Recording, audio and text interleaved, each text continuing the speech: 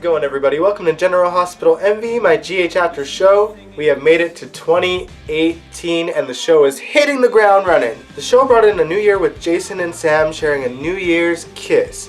And then soon after, Drew walks in. Obviously, Drew wasn't happy to see Jason and Sam on a boat alone together. It appears that Jason and Sam are going to keep that kiss a secret for obvious reasons. But what is apparent is that Sam is determined to keep her life with Drew and leave Jason in her past. Now, I gotta play devil's advocate here because Sam keeps on saying that Jason was her past, but up until, a couple months ago, Jason was her present because she thought Drew was Jason. So, apples and oranges. I really don't know where the storyline is going to go, but Sam is technically still married to Jason and no one's mentioned it yet. I'm sure they will in due time though. Elsewhere in Port Charles, things got a little bit crazy for Anna and Finn and Cassandra. Cassandra had Anna and Valentine tied up somewhere while she was busy confronting Finn. She did possibly the worst thing ever and blew some drugs in his face. Apparently it was a very potent dose of opioids. And then she had a needle in her hand, and Finn actually got that out of her hand and stabbed her with it. Both Anna and Valentine escaped their capture because it's Anna and it's Valentine. Anna found Cassandra on the floor, and Finn a mess. She left Cassandra on the floor and brought Finn to the hospital. Little did she know that Cassandra would disappear. She was later found in an alley and then brought to the hospital, and she's basically been in a coma ever since. Anna brought Cassandra into the WSB's custody though, so she's no longer in the hospital. What I find weird is why was Cassandra moved to an alley in the first place? Very, very strange. This whole situation did bring Anna and Finn closer together though. They still haven't really admitted their feelings, but I'm sure they will in due time. Now let's talk about some happier trails. It looks like Kevin and Laura brought in the new year by going to Mexico. That's right, folks, we actually seen a honeymoon on screen. Now, despite being on vacation, Kevin is still using the opportunity to get into Laura's ear to run for mayor. She isn't really having it, but she probably should, and I'll explain why in a second. I just want to say thank you so much, GH, for actually showing a honeymoon on screen for once. When Ned and Olivia got married, they just disappeared for weeks. Speaking of Ned, he and Michael meet up with a guy who wants to turn Charles Street into a bigger domain with condominiums and an arena, etc., etc. Michael is not having any of it, and that puts him and Ned at odds.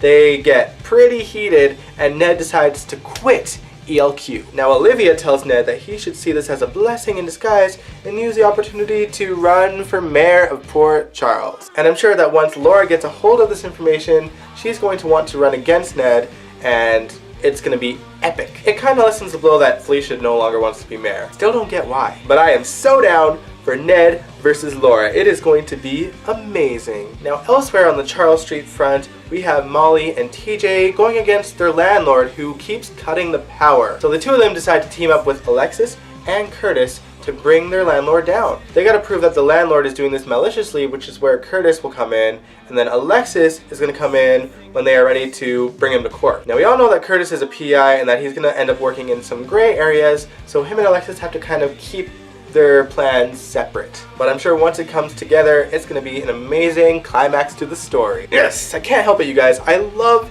this storyline so much. If you like it too, let me know in the comments below. So now let's talk about Nathan and Maxie and the paternity test. As you guys know, Dr. Lisa Lobrecht has been keeping Nathan's father a secret from him for years. She lied to him a long time ago saying that it was Victor Cassadine, but we all know that it's not true. Nathan and Maxie had done a DNA test to see if he was a Cassadine or not, and the results came in. And not so shockingly, it was revealed that Nathan is not a Cassadine. Which begs the question, who is his father? Now let's put that in pause and talk about Spinelli, Jason, and Sonny.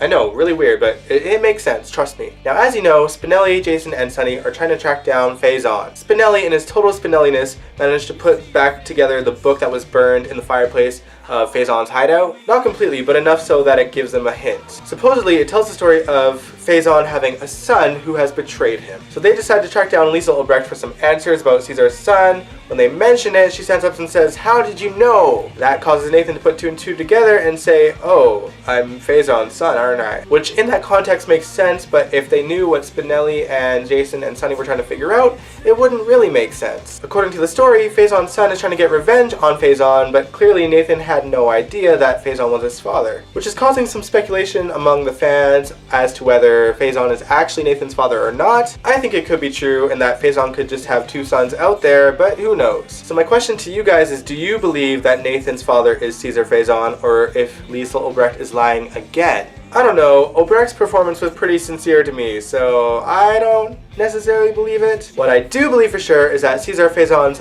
other son is Peter August, the publisher of Aurora. There's always been something really creepy about him. Plus, he seems pretty desperate for Lulu to track Faison down for him, so there's gotta be a reason behind that, right? Do you guys feel the same? Let me know. Anyway, I really enjoyed General Hospital this week. They're really kicking off 2018 to a really good start. And I am looking forward to the rest of the year. Now, before I end this video, I mentioned at the end of my video of last week that I had some announcements to make this week. So you guys know that I love General Hospital and I love doing GHNV every week for you guys, and that's going to continue every week, like I said. But I do want to create more General Hospital content on my channel, and so I have decided to do a show called Top 10, and it'll be top 10 moments in GH history because I love getting nostalgic. So I have some ideas on my own, but I want your opinion too. What top 10s would you like to see me do? And it can be anything. It could be top 10 moments of a character, or top 10 epic storylines, top 10 explosions, like anything like that. What do you guys want to see on this channel? Let me know in the comments below what top 10s you would like to see, and as soon as you guys give me some good ideas, I will get the ball rolling. I don't know if it'll be a weekly thing, maybe like a 2-week thing or a monthly thing, but I want to do it, so let me know what you guys want to see. With that said, if you like the video, give it a big old thumbs up, and you can subscribe to my channel if you want to, and I will catch you guys next week.